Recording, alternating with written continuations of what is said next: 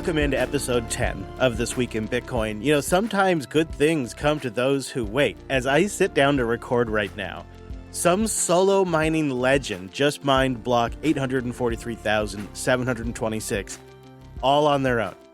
All on their own. Dare to dream, kids. Dream's alive. So this week, we're going to start with some big news that caught me by surprise, honestly. And then we'll get into some mining updates.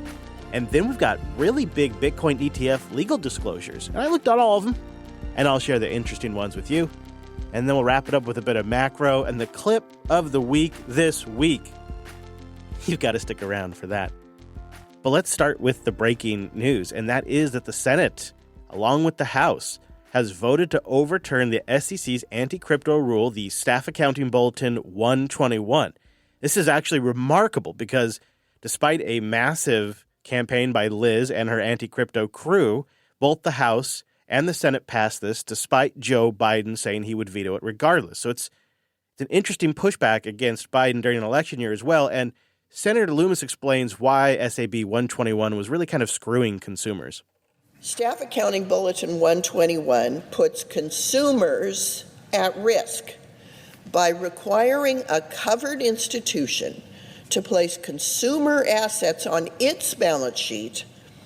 It gives creditors a way to claim those assets in the event of a bankruptcy. We have seen how this plays out for consumers. Their assets are frozen for months or even years while the bankruptcy plays out. In some cases, they lose their assets entirely. Now, they've entrusted these assets to the custodian.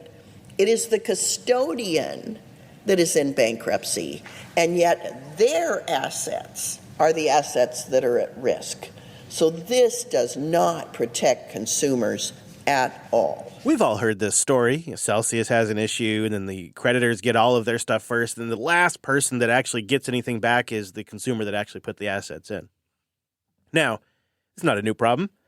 I think, and Loomis points out, that there's a bigger customer now, where it is a much bigger problem, like the ETFs. The safest place for digital assets is in a self-hosted wallet, but not everyone can custody their own digital assets, including institutional investors. You know, just props to her, actually, though, for even just starting with that. That was nice to hear. The safest place for digital assets is in a self-hosted wallet, but not everyone can custody their own digital assets, including institutional investors, that the SEC requires to use a qualified custodian. Yeah, I bet those ETF customers would like to see some of these rules changed as well. I actually I'm not really sure if Biden will back off on his veto. If he did, I think it'd actually be good for him in an election year, because Bitcoin's really in the middle of this policy tug-of-war between the White House and the American people. And Congress just passed the repeal of SAB 121 on a bipartisan basis. I think even Chuck Schumer was in there. So if Biden continues with his plan to veto it, I don't think that looks well. He's kind of in a tough spot now. As I record, we don't have clarity. You may have clarity by the time this episode's coming out. If you see news, please do boost it in. Next, Dutch authorities just arrested a Tornado Cash developer. The Financial Information and Investigation Service arrested an unnamed 29-year-old in Amsterdam on Wednesday, claiming he helped launder money through the protocol. The arrest came less than a week after the U.S. sanctioned Tornado Cash for its involvement in several crypto hacks. Now, a year later, we have a major update on this story, and it's an unfortunate update. The Dutch court found that the Tornado Cash developer, Alexei Pertsev, was guilty of money laundering and sentenced him to 64 months in prison. He's got 14 days to appeal. The Dutch court convicted the 31-year-old of laundering $2.3 billion in cryptocurrency through the Tornado Cash mixer. Prosecutors have alleged that Pertsev knew that when he was designing Tornado Cash, that he was making the ideal money laundering tool, and that the smart contract was perfect for this. And, of course, conversely, the defense tried to argue that the same attributes made such that Tornado Cash was an effective privacy tool that continues to run on its own. But the judge just rejected that argument, saying, quote, Tornado Cash in its nature and functioning is a tool intended for criminals. The criminal user is fully facilitated. Under the pretense of ideology, you did not care about laws and regulations that apply to everyone, and you felt untouchable. Now, others, and I will point out as well, that the position taken by prosecutors is essentially saying that when you deploy open source code, you can be held subsequently liable for how that code gets used. I think that's a pretty dangerous precedent that's being set there. Now, this, again, isn't a U.S. court. It's a Dutch court. It is a Dutch court, but the Tornado Cash had two developers, and the co-developer is going to be tried in the States. And as Lynn Alden pointed out, saying, quote, criminalizing the mere development and publication of code is an ugly precedent. If published in a book or a blog, it would mean the book or the blog is illegal. Very different than actually using the code maliciously, which I think is a great point that Lynn makes. We'll see. I have a bad feeling for the way the court cases will go in the States too, and this is a bad precedent for open source in general. And one of the things that frustrates me about this is the open source community outside of crypto just has total blinders onto this stuff. What is some sort of crypto mixing thing? Oh, crypto bad. And they don't even realize that legal precedent could be getting set for open source code in general. They just are completely ignorant to it. But I guess that's just human nature. The Blockchain Integrity Act is getting floated by Congressman Sean Casten. It introduces this idea to temporarily, quote unquote, prohibit financial institutions, that's right, like the banks or maybe Coinbase, from transacting with funds that have gone through asset mixers. So the idea would be, for the next 2 years, no one can touch your coins if you've used a mixer with them. The temporary 2-year ban would be so that way we could get our heads around the dramatic problem that is terrorism using crypto mixers. So Casten, Foster, Sherman, and Cleaver have introduced this legislation to temporarily prohibit crypto mixers. I have the text of the bill linked in the show notes. It's a 2-year moratorium on financial institutions accepting or withdrawing funds linked to mixers while agencies conduct a study. They just want to understand the illicit use of mixers, you guys. That's all. They just want to understand it. I'll keep an eye on the Blockchain Integrity Act. I haven't seen a lot of movement since it first showed up on my radar. But Senator Loomis and another senator have written a letter, Ron Wyden, to the DOJ, arguing that these crypto mixers are also privacy tools, legitimate privacy tools, and that they are completely ignoring one particular use case over another. And then one last bit of kind of mixed news. In the chilling effect category, IBEX, which was a pretty well-known payment processor for USD to Bitcoin, is suspending their services in the United States. They're kind of like the back end to several providers that you might not even know about. They're a Lightning payment processor as well. And they say they're pulling out of the United States following a period of intensified regulatory scrutiny and uncertainty in the country. Users are urged to arrange for their outstanding balances to be transferred by May 31st. They write, quote, "This was not an easy decision to make, but after careful consideration in light of recent events, we have concluded that this is the most appropriate choice for the current circumstances. A big thank you to all our U.S. customers for using IBEX Pay product and to Swan for being an incredible partner. We've loved working with you and for you." That was the CEO. IBEX continues to operate in all other locations outside the U.S., so they're operating globally. But as effective as of May 31st, they are pulling out of the States, well, due to the regulatory situation. The chilling effect that people talk about. There it is. And IBEX seems like one of the good companies, too. It's really kind of a shame. U.S. President Joe Biden has issued an order blocking a Chinese-backed cryptocurrency mining firm from owning land near the Wyoming nuclear missile base. The China-backed cryptocurrency mining firm is located near the Francis E. Warren Air Force Base. Biden has called the firm's close proximity to the nuclear missile base a national security risk. Yeah, that's essentially all you need to know is the Biden administration has blocked a Chinese-backed Bitcoin mining operation in Wyoming. And out of concerns of national security, they had some sort of silly statements in there about how ASICs might be used for monitoring, seemingly not understanding that ASICs are literally a single-purpose processor. But CleanSpark, while the China-backed company is having some issues in Wyoming, CleanSpark seems to have been gobbling up Bitcoin mining operations and is adding 75 megawatts of Bitcoin mining to Wyoming. They seem quite excited about it, so I'll play just a little bit of their promotional video to kind of give you a flavor of it. Imagine the Tetons. We're diversifying our portfolio yet again. And heading into the American frontier. A land filled with rugged landscapes and opportunity.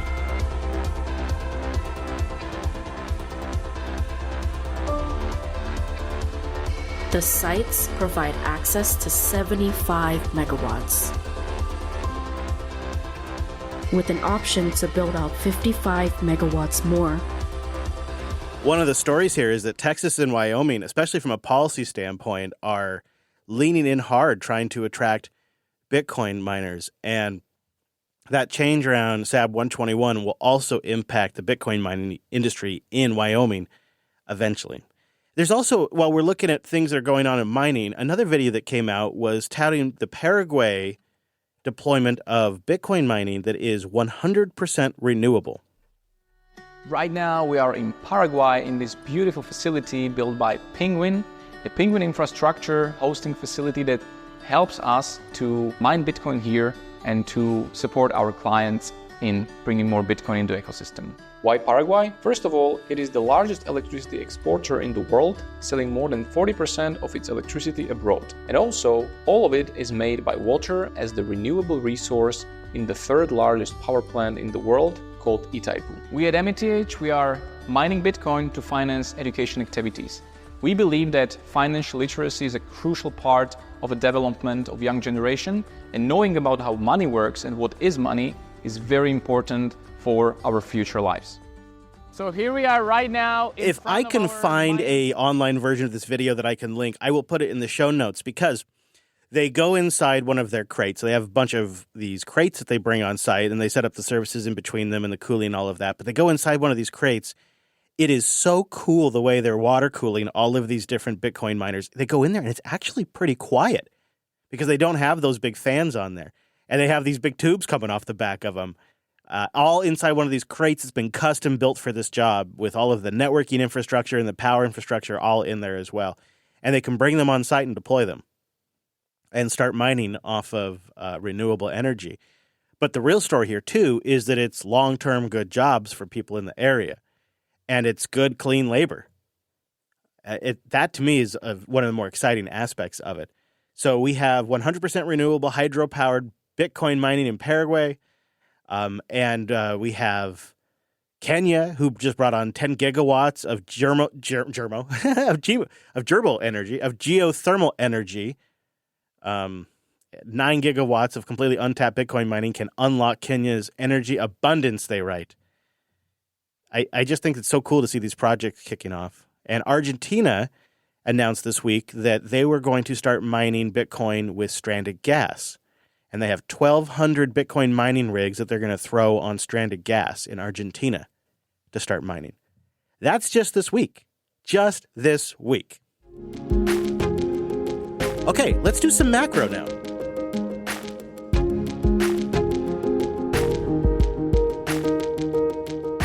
This is really the date or the week we've been waiting for since the ETFs went public. All of the big companies that bought some of the Bitcoin ETF have to file their 13Fs with the SEC by May 15th. So what I have for you here is some takeaways that we have as of May 15th, 2024, months after these things have been on the market, but they're still just babies, especially in ETF land. But I think it's a good time to check in, get a little snapshot of where things are at.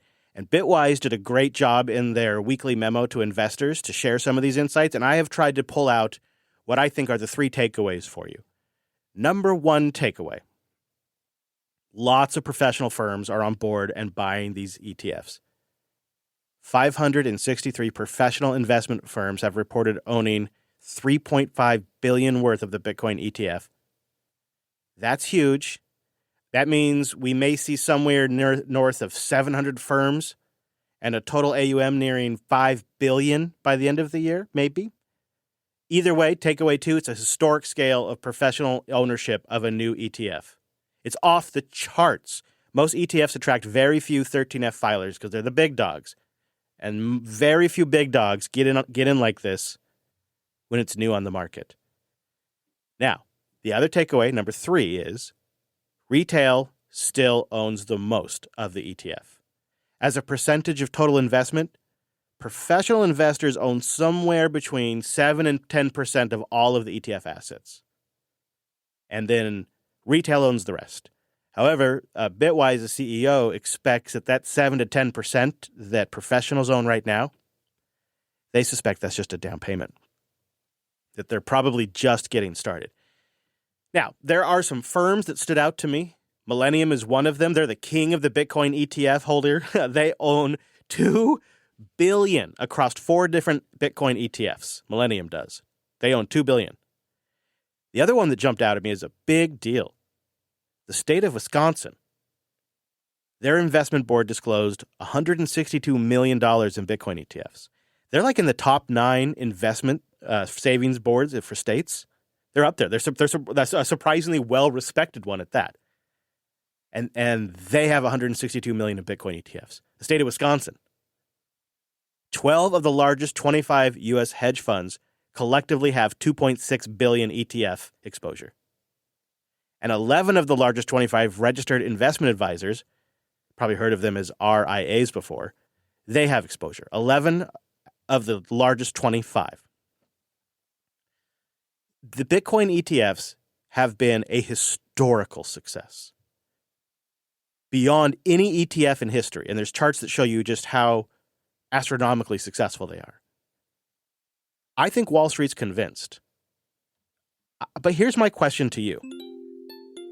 Boost in and tell me, what is it going to take to shift Joe Public's point of view around Bitcoin? The investor class gets it, and they're front-running the average person right now. Yeah, this is the moment where people are going to say, you always hear like the banks front-run the public. This is that moment. It's happening right now. People say this about every asset that ever came along. We're watching it in front of us with Bitcoin. And I guess, this is the average Joe's lot in life. They just miss this kind of stuff. But what's the next shoe that's going to drop, in your opinion, that changes the minds of the NPCs out there where they perceive Bitcoin as a hedge against inflation or as a store of value? I'm not seeing it. Because if this ETF doesn't do it, I really don't know what will. All right, I want to talk about Tether for just a moment. Because Bitcoiners are going to have to get comfortable with a little arrangement that's going to get really, really convenient for the U.S. government. They need stablecoins, especially once that printing press gets going again. They need stablecoins, and I think they are going to end up probably preferring Circle, but begrudgingly having to work with Tether. I'm going to play audio for you from former Speaker of the House, Paul Ryan. And you might remember him. He was in politics and getting kind of got out during the Trump era, has gone into the industry, and immediately brings a conversation to stablecoins, which he is now essentially a lobbyist for. I guess the question is, what could you do now, knowing we have debt problems in the future? I think there's a couple of things Congress could do. They're not, but maybe they'll get something done. I think stablecoin legislation would be a good step in the right direction. Now, to be clear here, because the clip starts a little into the conversation, Ryan was asked about his thoughts on what could be done about the debt situation. He's on Bloomberg's Wall Street program, Wall Street Weekly, and they ask him what could be done about debt, and his answer is stablecoin legislation. They didn't ask him about stablecoins. They didn't ask him about crypto. They asked him what can be done about the U.S. debt problem, and his response was stablecoins. And then he begins to bring the conversation further that direction. That could be helpful. That could be done this year. But I don't see anything other than that on the horizon. Let's talk about stablecoin, because I've heard you say that actually getting legislation on that could help treasury auctions. And when you said it, I said, what's the connection there? Take our audience through that connection. Yeah, so stablecoins, which are digital private sector dollar-backed currencies. It's not crypto because it's tethered to the U.S. dollar. Yeah, it's not crypto. I mean, it's on a blockchain, And the largest one are all shitcoin blockchains. But it's not crypto. A dollar-backed currencies. It's not crypto because it's tethered to the U.S. dollar. They have to have dollar-backed assets. They have to have treasuries or cash to back those stable coins. There's not a law that governs these right now, so they aren't really deployed. But if you actually have a law, which Patrick McHenry and Chair Waters, Maxine Waters and Patrick McHenry are putting a deal together. Schumer is in talks with them. I think there's a reasonable chance they could get a deal on stablecoin legislation. That means you have a legal framework in which you have stablecoins deployed. You'd go from a couple $100 billion of stablecoins to, maybe trillions. Right now, stablecoins are like the 16th largest buyer of bonds, bills, and notes among all sovereigns. If you actually regulate stablecoins, have them deployed, that does two things. That gets the U.S. dollar more deeply ingrained in the oncoming digitization of currencies. That's a good thing. And you create new consumers' demand for our bonds because they have to have those to back up the stablecoins. So more demand for treasuries, more use of a digital dollar throughout the system to help better entrench the dollar. It's a win-win situation for America. I think it's Paul Ryan's all about it. He's all about digital dollar dominance. I think the U.S. government needs stablecoins. It's been my thesis now for over a year. And as the money printer, warms up, they need people to use these dollars. And if they can get those dollars over some sort of crappy blockchain and get people essentially pricing and spending in dollars, it's great. It's a great marketing tool for the dollar. It's so fantastic for them. You can see just why they just love it. It's coming. I'll keep my eye on it. I don't know how much it impacts Bitcoin, but that'll be my angle. We'll see. All right, coming up, your boost, a great clip of the week, and a new project you need to know about. So first, I want to thank podhome.fm, my podcasting 2.0 platform of choice that has unlimited shows and episodes, and it's powered by Podhome AI, a tool to help you balance your audio, to transcribe your podcast, automatically create chapters and clips, can even suggest episode titles and descriptions. Yes, it actually works. And there's some really great podcasting 2.0 features, and they're like live streaming with audio stream built right in. Podhome really focuses on solving the pain points of publishing that honestly can burn you out after you do it for a while. It's like having a whole team of people in your back pocket, and it's a great, fast platform with all the podcasting 2.0 features you can think of. Use my promo code TWIB, and you get the first 3 months for free when you try podhome.fm. That's TWIB, and a big thank you to Podhome for sponsoring This Week in Bitcoin. TWIB. All right, we got some great boosts this week. We have a baller boost from our podcast, and Eric sent us 86,753 sats. Our podcast, thank you so much for that. That definitely put a smile on my face. He says, hello, Chris. I just wanted to thank you again for the honest and no BS takes on the many intertwined events relevant to Bitcoin's current fiat price. After having a unique opportunity a few weeks ago to add more Bitcoin to my wallet, your advice on playing the long game keeps me optimistic instead of panicking like the sky is falling. Well, I'm really glad to hear that. And keep on stacking, Eric. Make it so. That is also really great to hear. I've really felt like at some point during this last bear market, I crossed this threshold where I'm feeling good when the price goes up and I'm feeling great when the price goes down. Because the fundamental thesis of Bitcoin remains the same. And when the price goes down, that just simply is a buying opportunity. And when the price goes up, that means the rest of the market's identifying the value. And I like seeing that too. So you'll, depending on what's going on, you really won't hear me covering price much on this show. I think most of us that are probably in this are in this for the long term. So short-term price doesn't matter much. However, every now and then, I think there might be an interesting angle to it. So I reserve like a little price escape hatch if something interesting is going on. Just, as somebody who's followed this forever, that does happen from time to time. But our podcast, I really appreciate that baller boost. Feeling that value return. Thank you very, very much, sir. Satsquatch comes in with 64,666 sats. Powerful. Hey, Chris, I shared your show with my Bitcoin meetup group in Thousand Oaks, and Jeff, one of our members, asked me to give you this to help support your work.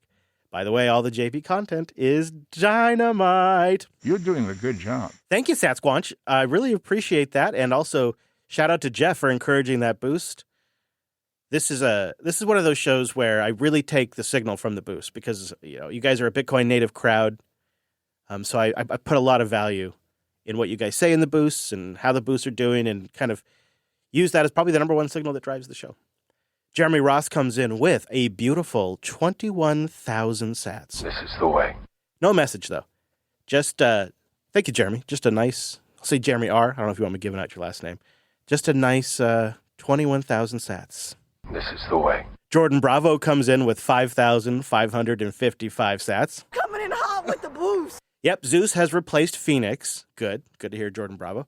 Also, a new workflow involving DCA to Lightning to Liquid Bitcoin. When Liquid Stack is large enough, I peg out to Bitcoin. Not necessarily the best long-term solution, nor would it scale for everyone, but at the moment it seems like it provides three benefits. Saves on-chain fees, consolidates my Bitcoin into a nice big UTXO, and provides some privacy thanks to Liquid's confidential transactions. You know what? I'm going to give a +1 to that right there. That's my current thinking, Jordan, and I would love anybody out there that thinks otherwise or recommends a different workflow, maybe Fediment. Please boost in and share your perspective. I think this is the solid setup right here. Zeus to replace Phoenix, DCA using anything that supports Lightning. From Lightning, use Bolt's Exchange to go into Liquid if they don't do it directly. Stack in Liquid till you have a large enough UTXO. For me, that's like 5 million sats or more, probably. I don't know. I'm just kind of throwing a number out there. Then peg into a Bitcoin wallet. It sounds complicated, but I think I just explained it in like 4 steps. And I have a resource that's going to make it a little bit easier, too, coming up later in the show. So, Jordan, thank you for that boost. And if anybody wants to kind of sanity check that or steelman that workflow, please boost in. And let's do that. Let's bang these things around until we get it really solid. Oppie1984 comes in with 4,000 sats. It says, it's a really good perspective that I hadn't thought of. I'll look into alternative methods of cold storage and try to find something I feel comfortable with. There you go, sir. There you go. Get started with something you feel comfortable with. I do think the cold cards are fantastic and worth the hike, but they're not the only solution anymore. I know Jack Dorsey has that block-looking thing, that rock.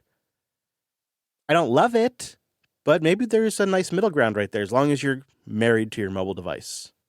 JC Denton comes in with 3,125 sats. Thanks for the roundup. Onwards and upwards. Money Badger don't care. That's right. Fun's going to commence. Fun will now commence. You are absolutely right. That little dip was great. Little consolidation dip, if you will. Faraday Fedora comes in with a row of ducks, 2,222 sats. Can we give Stephanie Kilton the Bitcoin Promoter of the Year award? That's the clip I played of the gal last week on the Daily Show. Yeah, I know. And on the back special quarter discussion, I think right now things are a bit crazy with degens trying to make a buck long term. Oh, we're talking about ordinals, which, by the way, pretty much has completely gone dead quiet, hasn't it? Isn't that interesting? I don't know if you've noticed, but the value of all the ordinal stuff has plummeted as well. Are Bitcoiners just not having it? Is it that maybe the Bitcoiner group is a classier group? Well, I don't know what happened, but I'm kind of pleased to see it. It seems like ordinals aren't dead. That would be a fallacy. That would be an exaggeration. That would be an extreme thing to say. But it sure seems like the momentum slowed way down. I'm curious to know what your thoughts are on ordinals. Yeah, we can't. He says also, he finishes, we can't always control how people will view their collectibles. But it seems less and less people are interested in the ordinal thing, doesn't it? Doesn't it? Let me know what you think, Faraday. Magnolia Mayhem comes in with 9,876 sats. I hoard that which your kind Oh, look, people are saying Bitcoin's collapsing again. Never heard that. With that doomer's perspective, they'd say people are suffocating between breathing out and breathing in. I almost am. I got a chest cold, so I have been feeling that way, actually. Yeah, you're right, Magnolia. I'm going to save it because the short-termer thing, when the price is dipping, the way the vultures prey on that, it's such a... Well, it's predictable, but it's obnoxious. I have a clip coming up in a little bit that gets into that. Thank you, Mayhem, for that boost. Lazy Locks comes in with 10,000 sats. It's over 9,000! Oh, thank you, Lazy. He says, I'm supporting the best Bitcoin-related podcast.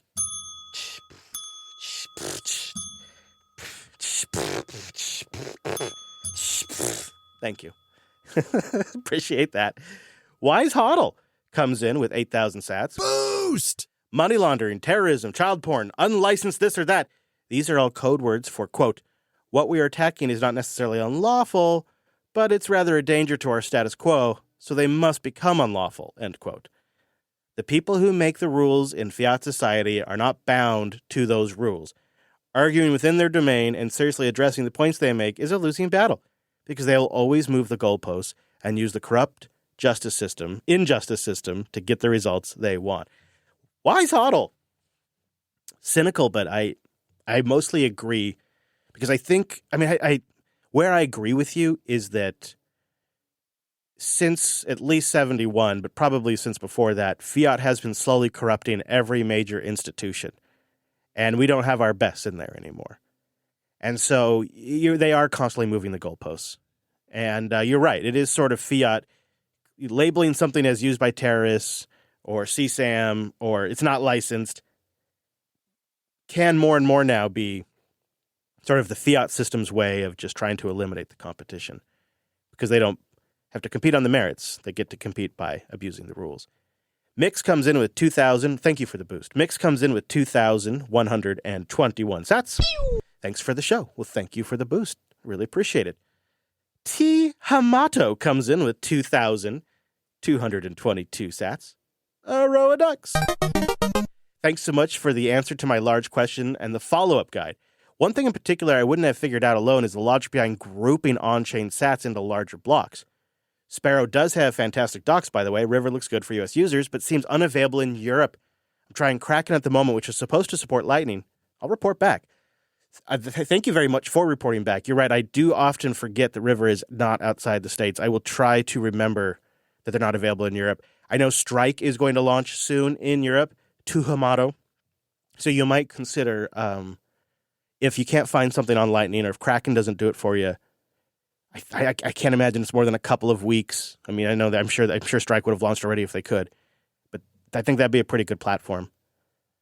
Let me know how it goes, though. If you find something else, I am trying to collect a list of services that the audience recommends for the EU because that's an area that I just can't test directly. Halleck comes in with 10,000 sats. Amazing MMT clip. That was, again, the gal from The Daily Show talking about how modern monetary theory works. I watched the longer interview, and the vibe stays about the same. It reminds me of Krugman in the 2010s talking down to everyone and pleading for deficit spending. I agree. Isn't it weird, too, that how they're coming out right now? Their documentary just came out, too. It's all very strange. It's all very strange. Reoccurring booster Bob B comes in with 5,000 sats. Hey, Chris, in lieu of having an automated way to send sats weekly, here's a boost that I managed to remember to do while I was at the computer.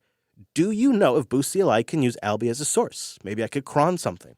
I don't think so, but if Boost CLI added Nostr Wallet Connect or something like that, then yes. So that's probably what you'd want to watch for, Bob.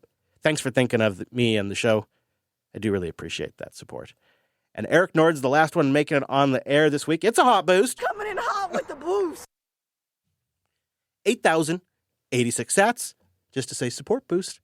I really appreciate that. I got a bunch of other boosts, too, including one from Trip about someone boosting in a recovery method to get their funds out of Samurai. I wanted to pass the thanks on to that. I do a 2,000 sat cutoff just to kind of keep it tight.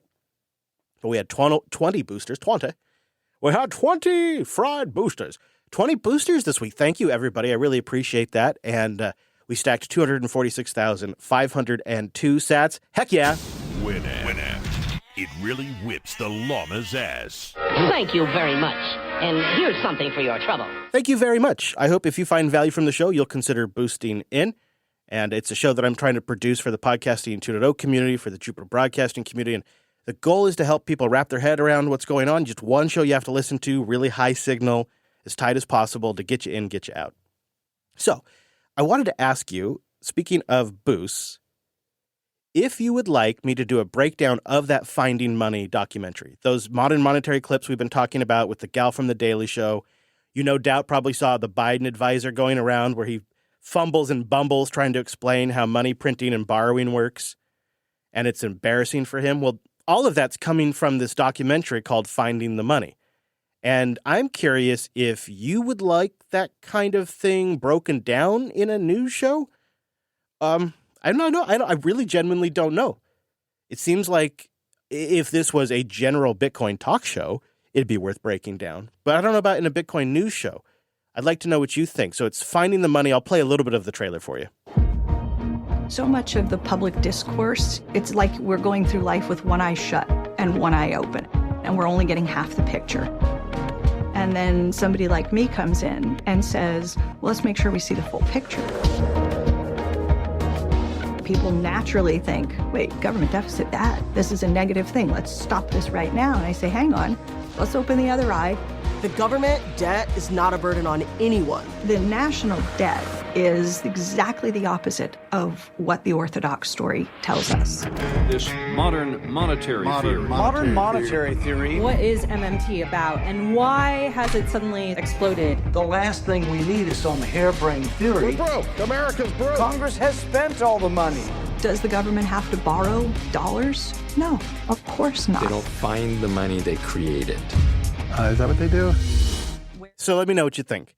If you'd like a breakdown of that or not, it's something I could do, but I, again, don't know if this is the right avenue for it. You'd have to tell me. So boost in with a new podcast app, newpodcastapps.com. You can send a message, help influence the show, and tell me what you think about that kind of stuff.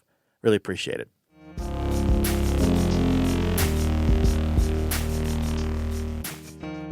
All right, I want to tell you about Helm. This is a resource that I'm keeping my eye on for you, but you can start watching it yourself. Helm is an open source Lightning and Liquid wallet similar to Aqua.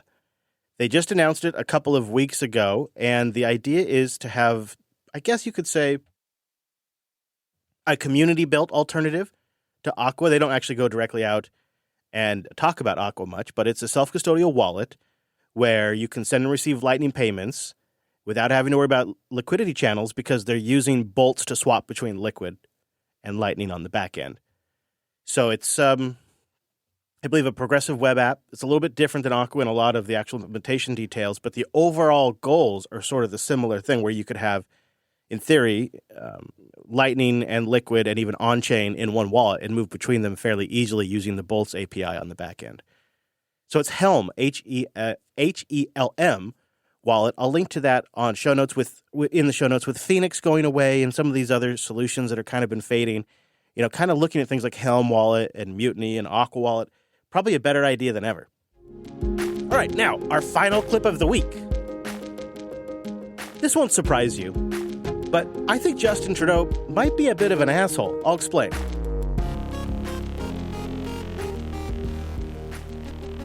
You know, I really hate it when a politician attacks people's high time preference like a vulture. And when they use Bitcoin during a market dump to scare people. Justin Trudeau, in around January of 2023, used Bitcoin over and over again to scare the public and mock them for trying to avoid inflation. So beyond having a plan to make people mad and amplify and reflect back that anger, we haven't really seen a lot of concrete proposals from Mr. Poilievre. I mean, he did make one. That's not fair. You're right. He had one great opportunity for people to opt out of inflation. He recommended this last spring. You can opt out of inflation if you invest your money in Bitcoin. Yeah. No. He stayed up late, watched all sorts of YouTube videos, and came to that conclusion. He said that himself. Buy Bitcoin, opt out of inflation. Well, any Canadian who actually listened to, maybe that's why those guys with the flags are so mad at me. Any Canadian who listened to him would have lost more than half their life savings. This is one of my favorite little things he does too. They would have lost more than half their life savings. And it's not the only time he does this. He did it over and over. Even during Parliament, he would do it. I know Canadians won't be taking any condescending economics lessons from the Leader of the Opposition. He proposed to Canadians that a good way of avoiding inflation was to buy crypto, Mr. Speaker. That was his economic counsel to Canadians. And if they had followed it, they would have lost almost half of their life savings. Yeah, half their life. Again, as if people are putting half their life savings in. And what he's doing is he's attacking during the absolute bottom of the market when Bitcoin was at $16,000. During an obvious crash as a result of the Fed tightening. and a complete readjustment of the market. And since he's made those condescending comments, Bitcoin is up 300%, and the Canadian economy is in the toilet. A new report out this week takes a snapshot of Canada's economy, and the picture is bleak. Among the findings, the economy not only stalled in 2023, it contracted on a per capita basis. And the GDP per capita fell faster than any time in at least 6 decades. The authors found the growth in Canada's clean technology a disturbing development, and Canada's business R&D hovered at about 0.6% of GDP last year, which they say is little change from 2022. So those stats look bad, and Canada seems to be just swirling the drain into a recession. It's nice to have you with us this morning, and I want to show you what's happening with the Canadian dollar at this hour. The loonie has been a good assessment of what's happening with the Canadian economy right now. The fact that we have seen an erosion in the value of the loonie against the greenback as this conversation around what happens with interest rates has been taking hold. Let's get some more perspective on the divergence. They're desperate. They need their central bank to start easing rates right now. And their most notable economists are coming forward saying it's too late. They already needed to do it. And the only good spot, which if you go to the man on the street interviews, the people on the man on the street interviews say, oh, yeah, the economy's horrible, but I hear jobs are doing good. Well, the jobs numbers, just like here in the States, are also cooked. Canada's economy created 90,000 jobs last month, but it's not actually good news. Hi, I'm Brian Lilly, political columnist for the Toronto Sun. When you look deeper behind the latest job numbers from Stats Canada, there are definitely some worrying signs. Yes, 90,000 jobs created in the month of April. That's fantastic, except, well, 50,000 of them were part-time, 40,000 were full-time. But it's when you look deeper beyond that that things get really worrisome. Almost a third of the jobs created in April were government jobs. Over the last year, though, that number is even higher. 398,000 jobs were created across Canada between April 2023 and April 2024. 208,000 of them, or 52%, were government workers. You can't have a successful economy when 52% of the jobs are with government workers. So they're really, really, really in a bad spot since Justin Trudeau mocked people for trying to avoid inflation. And inflation continues to run hot. And Bitcoin manages to break new records when paired to the Canadian dollar. It's embarrassing. And he did it because he's able to leverage people's ignorance, and he knows they're ignorant about the topic. It's cynical when he does it. And I think what gave me a little perspective on all of this was when Strikes Jack Mallers explained why folks like Justin and those that are following him are so screwed and why it's just so broken. I'll answer that in two parts. I'm a long-term holder of Bitcoin, and I have the opinion that Bitcoin's been in a bull market for 15 years. The highs have always been higher and the lows have always been higher. And I think more of the world is waking up to the idea that if you've got one currency that's fixed in supply, and then you've got another currency that's being rapidly inflated in supply, then the one that's fixed in supply is going to appreciate in price against the one that's being inflated. And so I think Bitcoin is going to go up against the dollar, and more people are subscribing to that thesis. So it doesn't shock me that Bitcoin is the best performing asset again this year. I think the narrative that we're living through right now is, my favorite metric is global debt to GDP. The way I like to think about that is the amount of borrowing our governments have done from our future versus the growth they're producing to pay that back. And so we've borrowed a tremendous amount of time and energy from our future in the form of money with no way of paying it back. And that loss has to be realized somewhere. And I think the market is waking up to the idea that the government and central banks around the world are planning to realize that loss through debasing the currency. And you're seeing that in inflation metrics all the way down to New York City. And so if that's the case, it's a race to own hard assets, and Bitcoin's the hardest, most advanced money we've come across in human history. And so I think the recent rally, the adoption of an ETF on Wall Street, a lot of the narrative is they're going to socialize the loss of global debt to GDP and all the deficits through inflating the currency. And you better not own dollars. And if you're going to own something, why not Bitcoin? Couldn't said it better myself, Jack. Thank you very much. And thank you for listening to This Week in Bitcoin. I would love for you to share this with a friend if you could, and I'm going to play a Podcasting 2.0 supported track, which means you can boost and your sats go directly to the artist that's playing. I'm going to wrap it up with I Need a Little by The Retrograde.